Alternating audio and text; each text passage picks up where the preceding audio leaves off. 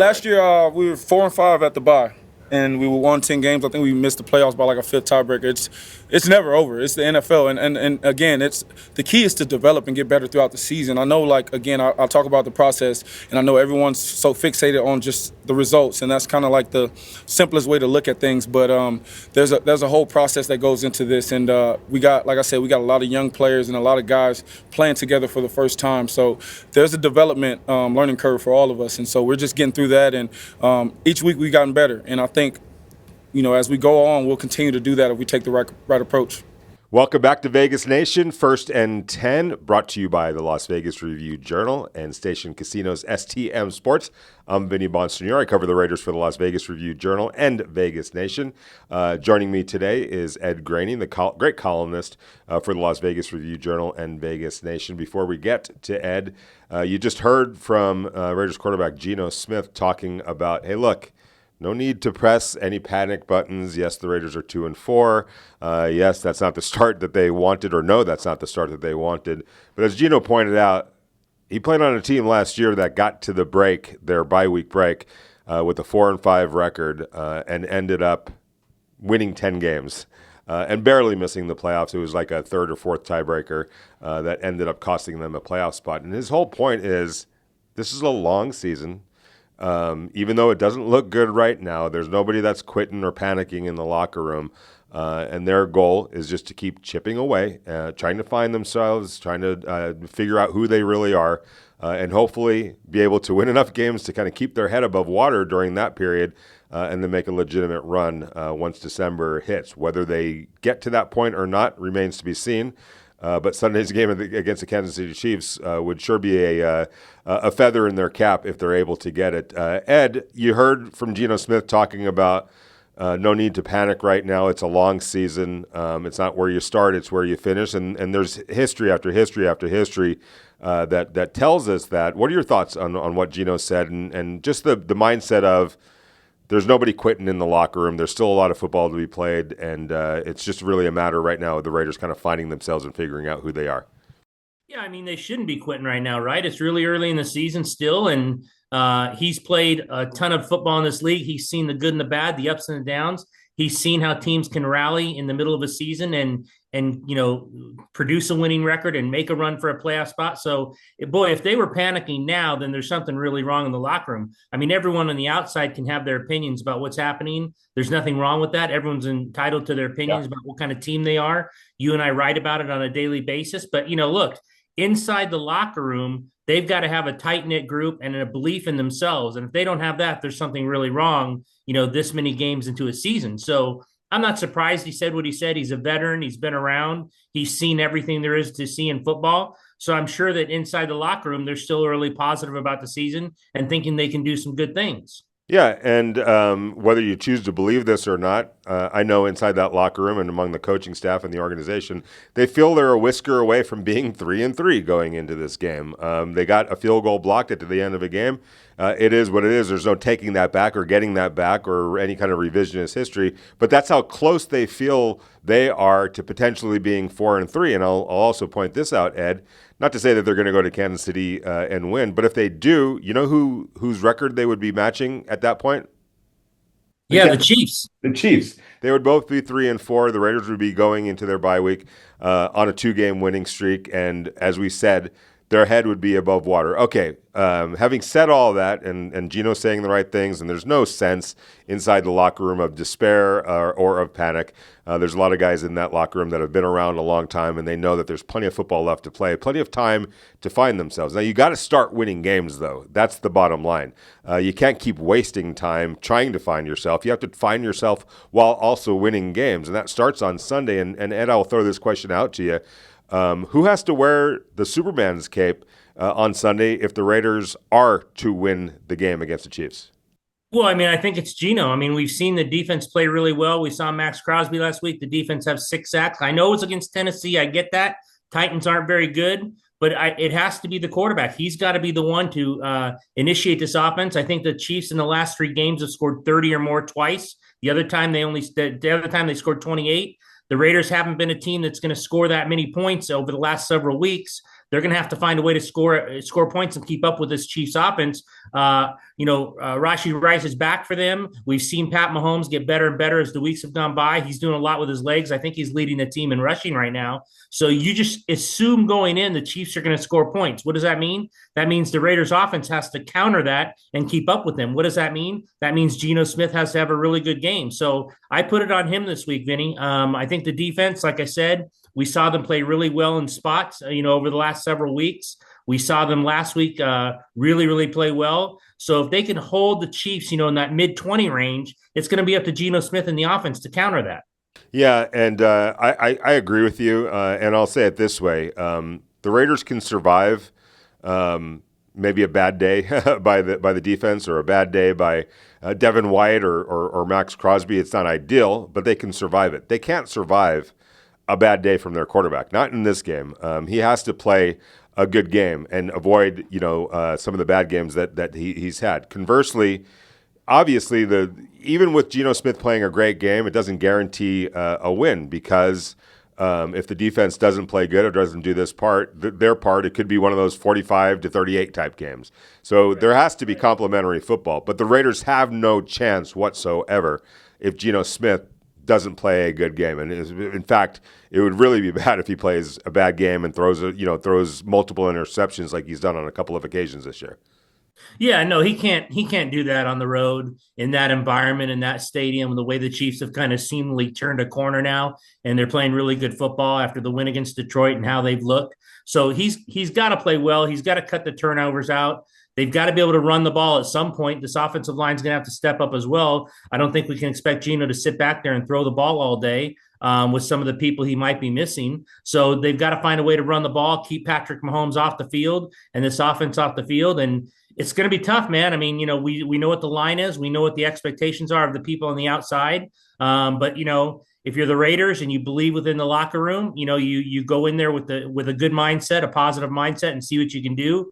But it's not going to be easy. Like I said, we've seen the Chiefs offense really turn a corner here, and it's hard to keep up with them in that stadium in terms of if you have to match them score to score. So the defense is going to have to show up at some point. You're going to have to run the ball, and Geno's going to have to cut down on the turnovers. Yeah, no question about it. And speaking about who may or may not be playing, an update. It's obviously Thursday, so second week of practice for the Raiders. Second straight practice that Jakobi Meyers has missed. When we're taping this, they're out there still on the field, but during our moments out there, he was over on the sideline wearing a pair of shorts and a hoodie. It didn't look like he was getting ready to practice. So, unless anything changes, that's a second straight day that Jakobi will be out with toe and knee injury. Brock Bowers, who has missed the last 2 games and really been limited in 3 others, not out there. Didn't even see him out on the field at all in any form or fashion when we were out there with the knee injury. Dylan Laube, the running back, kind of more of a key special teams player, was back today at practice. I don't know exactly what his status was in terms of limited or full. We'll find that out a little bit later, but a step in the right direction for Dylan being out there in any form or capacity. So a second straight day, Ed, without Jakobi Meyers, how concerning is that for you? Well, it's concerning because, essentially he's supposed to be their number one receiver. Now, his numbers don't match up with that this year, and I don't put that all on him. We saw in the Indianapolis game, he didn't get his second target until the third quarter. So I'm not putting that all on Jakobi Meyers. It's how the offense is run and how, Geno has struggled a lot throughout the last several weeks. I would sit Bowers. I think they're going to sit Bowers. They have a bye next week. You do not bring Brock Bowers back until he's 110%. You need him at full go before you bring him back, so this doesn't become a lingering problem throughout the whole season. So I assume he's going to sit this week. But yeah, you take your number one receiver away in a game where you have to keep up score-wise, that's not a good thing. And if he's in shorts and a hoodie today, I don't know how far he can go in terms of getting himself ready to play. This knee and this toe kind of cropped up here really fast this week, although he played 90% of the snaps last week for the offense. He probably woke up the next morning and found out there was something wrong or something that happened. But, it's not a good deal when you take Jakobi Meyers off the field.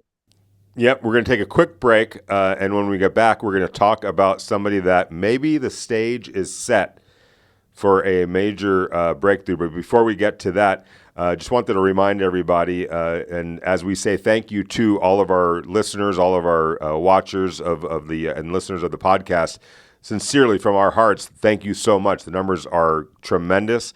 We truly appreciate the support. And as a thank you for that support, we are extending an offer for a digital subscription to Vegas Nation for the next 3 months. The next 3 months of a digital subscription to Vegas Nation, which is where you could find all of the podcasts, all of our stories, all of our photo essays, our columns by Ed, game coverage, week-to-week, day-to-day coverage, our game day coverage, all of it can be found over at vegasnation.com. It's your one-stop shop for Raiders news. You don't have to go anywhere else. The next 3 months of a digital subscription to that great site, Vegas Nation, can be had for 25 cents, 1 quarter for the next 3 months. All you have to do is go to vegasnation.com/nation mylvrj.com/nation and get the next 3 months of a digital subscription to Vegas Nation for 1 whole quarter. That's mylvrj.com/nation. Sign up for the next 3 months of a digital subscription to Vegas Nation for 1 quarter. Just getting more comfortable with the scheme, and then, obviously being able to study teams and different players week to week, and just enhancing my abilities and getting better at my details. All right, I guess I teased who I think that the stage might be built for on Sunday. I think I just gave it away. That was Ashton Jeanty speaking about his maturation in his rookie year. Ed, we've seen Ashton Jeanty in big games in college against UNLV in the playoffs, a couple of playoff games for Boise State last year. We saw him play against Oregon and bust the Oregon Ducks for about $190 or so in a game where Boise State obviously played up against a team that went to the playoffs as well in the Oregon Ducks. It feels like with it's kind of a national TV game on Sunday. The CBS's top broadcast team is going to be part of that. So this is a stage game for Ashton Jeanty. What do you think the chances are that Mr. Jeanty can really announce himself on Sunday against the Chiefs in a game that the Raiders must have, and a game where he's probably got to play pretty darn well as well for the Raiders to have a chance? Yeah, absolutely. You got to play well. They've got to run the ball, as I said earlier, because you don't want Mahomes on the field the whole day, scoring points for the Chiefs.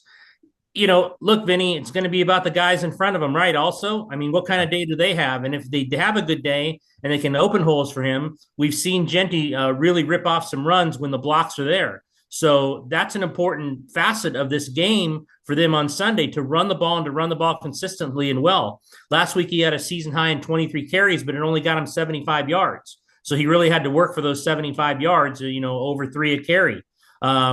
They need better this week, and it's not just on him. I covered the UNLV Boise games last year.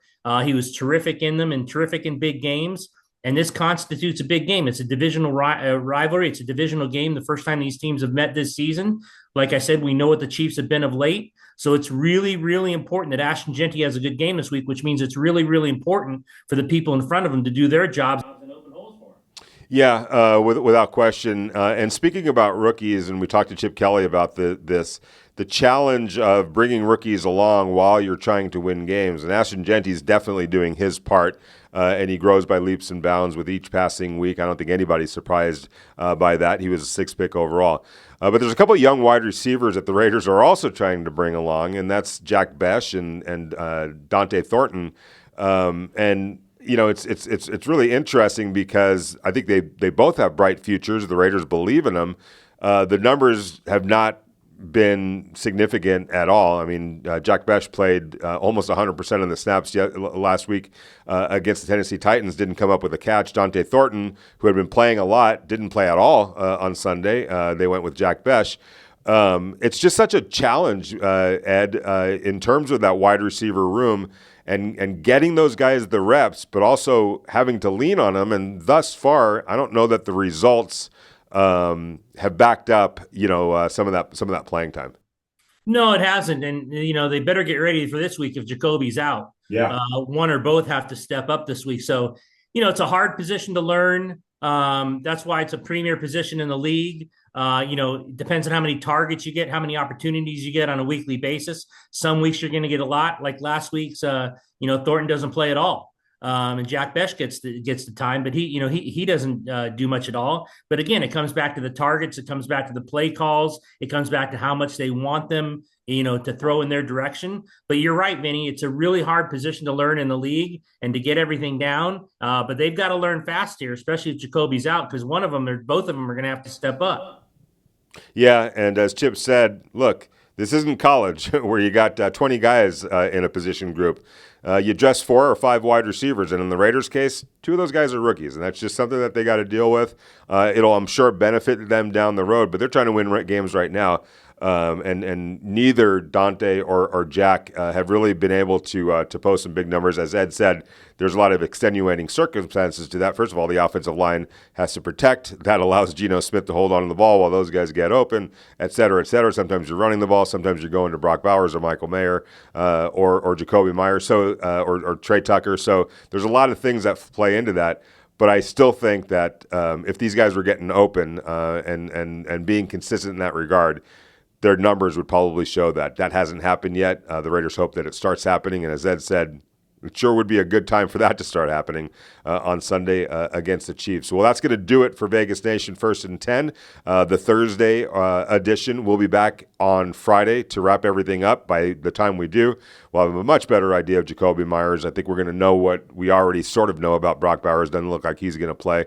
And also Dylan Laube, and get that final injury report before we all leave for Kansas City on Saturday and cover the game on Sunday. I want to say thanks to the Las Vegas Review-Journal. Want to say thanks to Station Casinos STN Sports for all of their great support. Want to say thanks to Ed Graney for jumping in for Adam Hill today. Truly appreciate it, Ed. Want to say thanks to Heidi Fang for making us sound good and look good and all that good stuff. And I definitely want to say thank you to all of our listeners, all our subscribers, all of our readers. Thank you for hitting the like button. Thank you for spreading the word about Vegas Nation and about the Vegas Nation page on YouTube. And definitely thank you for spreading the word about Vegas Nation First and 10. I hear from all of you guys everywhere. I called a hotel the other day, and the guy that answered the phone was like, "Wait, is this Vinny Bonsignore with Las Vegas Review-Journal?" And this was like 1,000 miles away. I was like, "Yeah, who's this?" And they're like, "I listen to you all the time." So we hear and see you guys all the time. Thank you so much for all that. Yes, Ed? Vinny, tell that guy to come up with a quarter and spend 25 cents. I think he already has. Heck, I hope he gives us an upgrade